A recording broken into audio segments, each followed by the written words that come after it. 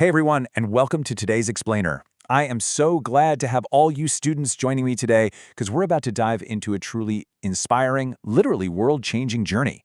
You know, caring for people in trouble, especially kids, it usually takes a whole lot of sacrifice. So today, we're looking at the incredible story of a profoundly caring guy who believed, right down to his core, that he could actually make the world a better place for children. We're talking about Nobel laureate Kailash Satyarthi. Okay, so I want you to just think back to your very first day of school for a second. Think about all that excitement, right? The brand new bags, the bustling, noisy classrooms. Well, over 50 years ago, on his very first day of school, a young Kailash Satyarthi saw something that just stopped him right in his tracks. Sitting just outside the school gate was a cobbler boy, exactly his age. Kailash looked at him and asked his teachers, "Why is he working outside? Why isn't he in school with us?" It's such a profound question coming from a kid, isn't it? And you know what? His teachers, they had absolutely no answer for him. But young Kailash, he just couldn't let it go. One day, he actually gathered up the courage to walk right up to that cobbler boy's father and ask him that exact same question. And the father's response? It was just heartbreakingly resigned. He said, "Sir, I've never thought about it. We are born to work." That answer deeply shook Kailash. Honestly, it made him angry, and he's actually said it still makes him angry to this day. But that anger, it sparked a lifelong vision. Even as a young kid, he envisioned a tomorrow where that cobbler boy was sitting right next to him inside the classroom. All right, let's dive into this. Here is the roadmap for our explainer today. We'll be covering the cobbler boy's impact, leaving a safe career, the Bachpan Bakau Andolan, changing the law, a global march, and finally, what it truly means to be free to be a child. Section 1. The cobbler boy's impact. A vision born from anger. Section 2. Leaving a safe career. The great pivot. So let's think about the massive contrast in his life choices here. On one side, you have a super safe, really prestigious academic path.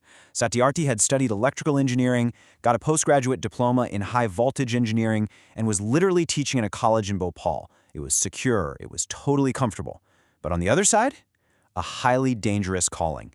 He made the conscious, incredibly risky decision to just leave that secure life behind and dedicate himself entirely to advocacy against child labor and child servitude. Section 3. Bachpan Bakau Andolan, taking direct action. So, jump to 1980. This tireless campaigner establishes the Bachpan Bakau Andolan, or BBA, with a crystal-clear vision to end child labor. Now, for all you students watching, it is super vital to understand the context here, so you grasp this carefully. Back when this organization was formed in the 80s, the issue of child labor was barely ever discussed in public. It was this massive hidden crisis. But the BBA, it turned into a major grassroots movement with a four-part mission to identify, liberate, rehabilitate, and educate child laborers all across the country. And listen, these weren't just guys pushing paperwork. These were intense physical challenges. Satyarthi personally led rescue missions for children and others who were trapped in bonded labor, basically meaning they were forced to work to pay off illegal debts inside these manufacturing industries. These rescue missions were incredibly dangerous. He was actually attacked several times, but he survived.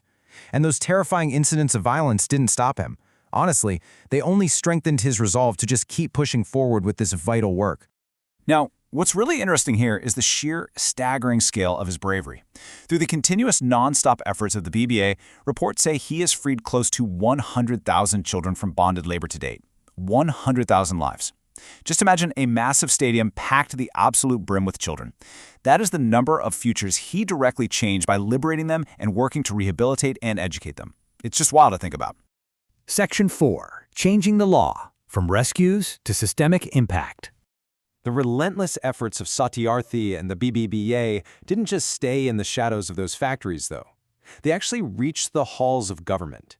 Their boots on the ground work directly led to the framing and implementation of a crucial Indian law, the Child Labor Act of 1986. This was a massive systematic victory, mostly because it included a hard legal ban on child labor up to the age of 14, a real game changer. Section 5. A global march. Expanding the movement. Let's move to 1998 and see how this builds into something even bigger. Satyarthi helped coordinate the historic global march against child labor. And this wasn't some small local protest. It spanned an astonishing 103 countries, ultimately culminating in an international ban on child labor. And what's truly beautiful about this epic march is who actually inspired him to keep going. He's often mentioned that the children who marched right alongside him were his greatest source of inspiration, just because they were so selfless, energetic, and completely committed to ending all forms of child exploitation. Section 6, Free to be a Child, the Nobel Peace Prize and Beyond. So, if we look at the timeline to summarize the remarkable historical milestones of his life, in 1954, he's born in the Vidisha district of Madhya Pradesh. We see that curious young boy grow into the man who establishes the BBA in 1980.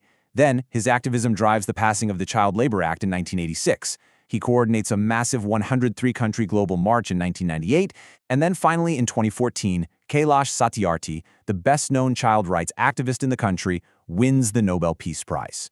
Now, the crucial point here is really understanding the message he delivered to the entire world that day. During his Nobel speech, he stated that his childhood vision of tomorrow has become today. And today, he demands these very specific rights for every single child: the right to life, freedom, health, education, safety, dignity, equality, and peace. For the students watching, I want you to really realize these aren't just abstract ideas, okay? These are the fundamental building blocks of a fair and just world, fought for over decades of serious sacrifice. I want to leave you today with this final, incredibly powerful excerpt from his 2014 Nobel acceptance speech. He said, "My only aim in life is that every child is free to be a child, free to grow and develop, free to eat, sleep, and see daylight, free to laugh and cry, free to play and learn, free to go to school, and above all, free to dream." As we wrap up this explainer, I really want you to reflect deeply on this lesson. If Kailash Satyarthi could look at a massive, hidden global crisis and say, "I will change this," I want to ask you, what will you do with your own freedom to dream? Thanks so much for learning with me today.